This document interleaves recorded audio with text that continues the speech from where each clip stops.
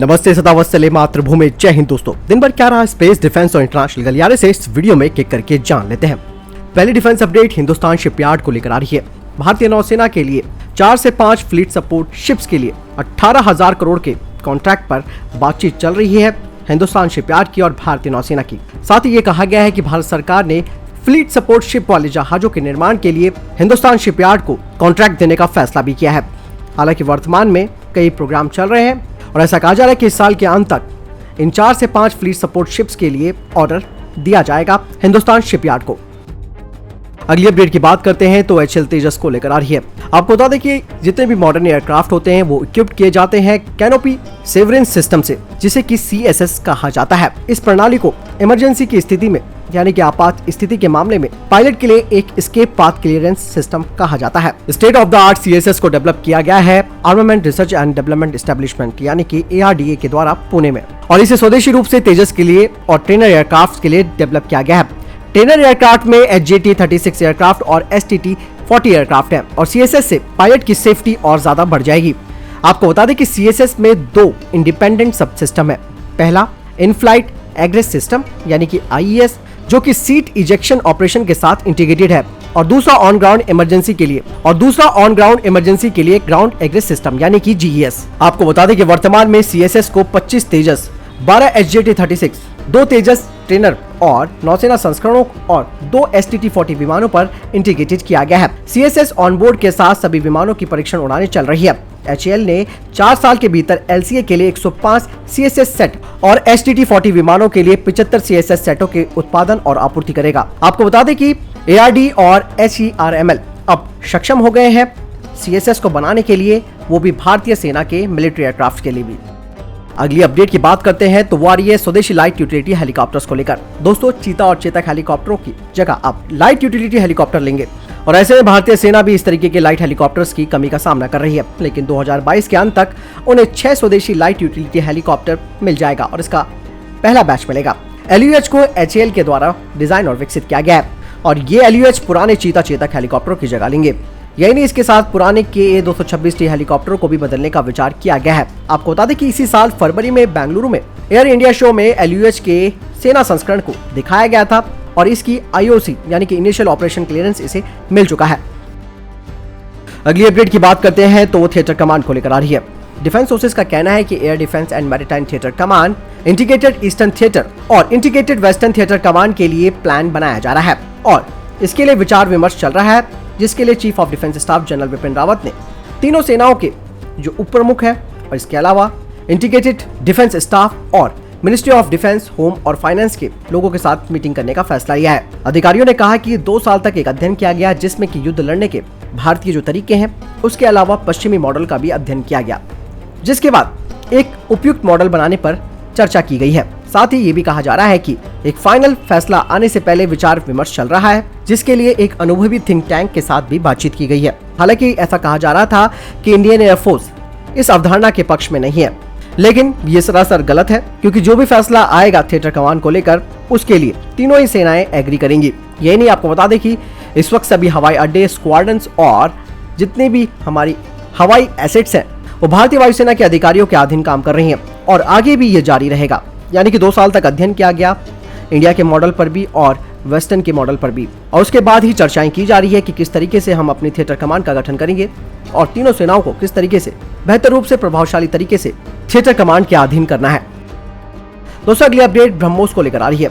अभी हाल ही में एक जानकारी साझा की गई है जिसमें कहा जा रहा है कि 5 से 7 जुलाई 2021 के बीच बंगाल की खाड़ी में एक एक्सपेरिमेंटल फ्लाइट व्हीकल का टेस्ट किया जाएगा और इसके लिए नोटिस टू एयरमैन यानी कि नोटम को भी जारी कर दिया गया है। आपको बता दें कि इससे पहले भी 23 से 25 जून 2021 की अवधि के लिए भी नोटम को जारी किया गया था, जिसमें कि निर्भय सुपरसोनिक क्रूज मिसाइल का परीक्षण किए जाने का अनुमान लगाया गया था। हालांकि इसके बारे में अभी कोई अपडेट हमारे पास भी नहीं आई है।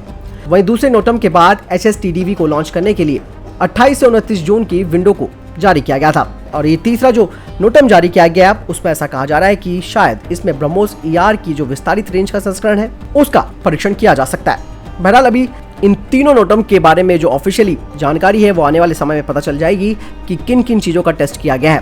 बहरहाल तब तक हमें इसका इंतजार करना होगा। अगली अपडेट की बात करते हैं तो रक्षा मंत्रालय को लेकर आ रही है। रक्षा मंत्री राजनाथ सिंह कोचिन शिपयार्ड लिमिटेड में बन रहे स्वदेशी विमान वाहक पोत की कितनी प्रगति हुई है, उस सब की जानकारी लेने के लिए 25 जून को यहां जाकर समीक्षा करेंगे। साथ ही ये कहा जा रहा है कि आईएनएस विक्रांत के समुद्री परीक्षणों में देरी के मद्देनजर रक्षा मंत्री की ये यात्रा हो रही है, क्योंकि इस साल इसके समुद्री परीक्षणों को किया जाना था, लेकिन कोविड-19 महामारी की वजह से इसे टाल दिया गया। लेकिन उसके बाद भी लगातार देरी हो रही है, जिसकी वजह से रक्षा मंत्री राजनाथ सिंह को खुद वहां पर जाना पड़ रहा है समीक्षा के लिए। हालांकि आपको बता दें कि पिछले साल इस विमान वाहक पोत के बेसिन परीक्षण सफलतापूर्वक संपन्न हो गए थे और इस महत्वाकांक्षी युद्धपोत निर्माण परियोजना ने अब अपने फर्स्ट फेज में प्रवेश कर लिया था। आपको बता दें कि जो बेसिन परीक्षण होता है उसमें समुद्री परीक्षण से पहले पानी में तैरने की स्थिति में जहाज की मशीनरी और उपकरणों का परीक्षण किया जाता है और इस स्वदेशी एयरक्राफ्ट कैरियर में 75% जो सामग्री है वो स्वदेशी है। अगली अपडेट की बात करते हैं तो इजराइल को लेकर आ रही है। अत्याधुनिक हथियारों को बनाने के लिए इजराइल जाना जाता है और ऐसे में इजरायली सेना ने रक्षा के क्षेत्र में एक बड़ा कारनामा कर दिखाया। इजराइल ने एयरबोर्न लेजर गन की मदद से कई बार टेस्ट में ड्रोन विमानों को मार गिराया और इजराइल ने इसे मील का पत्थर करार दिया है।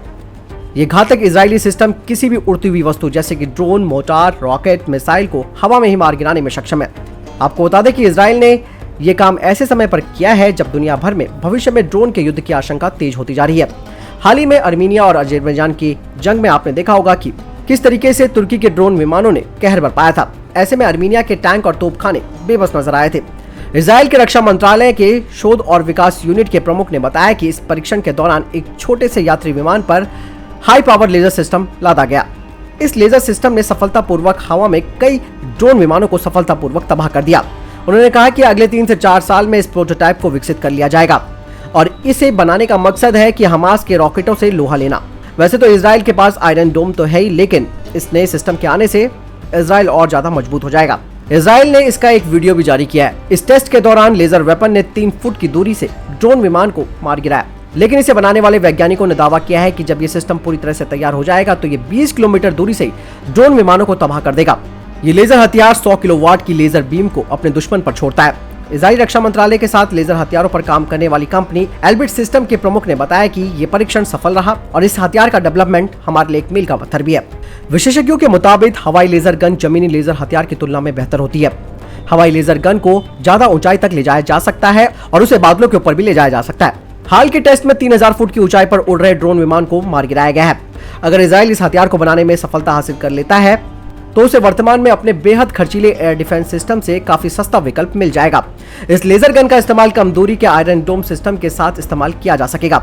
एल्बिट का भारत के साथ भी बहुत अच्छा संबंध है और भारत के साथ कई तरीके के डिफेंस आइटम्स को एल्बिट सिस्टम बनाती है और ऐसे में अगर इजराइल ने इस प्रोटोटाइप को विकसित कर लिया तो ये भारत के लिए बहुत ही ज्यादा महत्वपूर्ण होगा, क्योंकि आए दिन जिस तरीके से पाकिस्तान की तरफ से ड्रोन आते रहते हैं तो उनको मार गिराने में आसानी होगी, क्योंकि अभी तक कोई कारगर उपकरण नहीं बनाया गया है ड्रोनों के खिलाफ।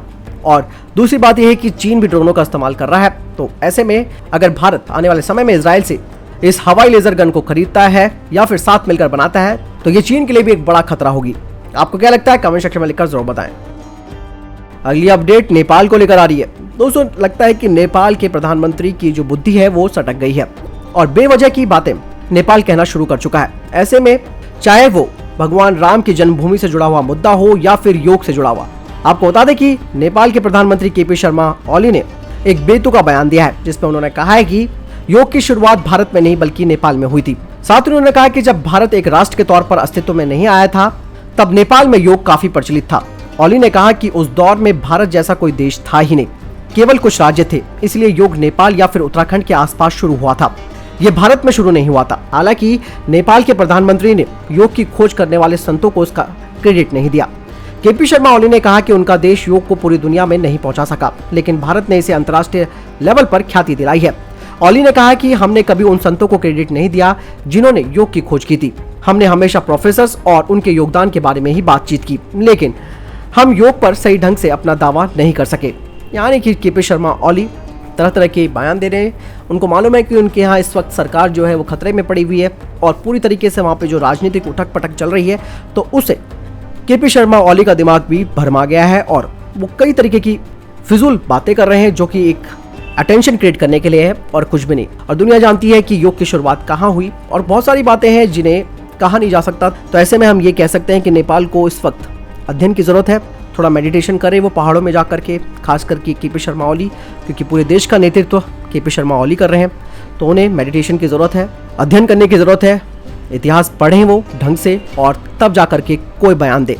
ऐसे में भारत के साथ संबंध तो खराब होंगे ही, क्योंकि जो चीज़ भारत की है उसे भारत का ना समझना, ये बहुत बड़ी बेवकूफ़ी कर रहा है नेपाल। आपको क्या लगता है दोस्तों नेपाल के बारे में? आप कमेंट सेक्शन में लिखकर जरूर बताएं।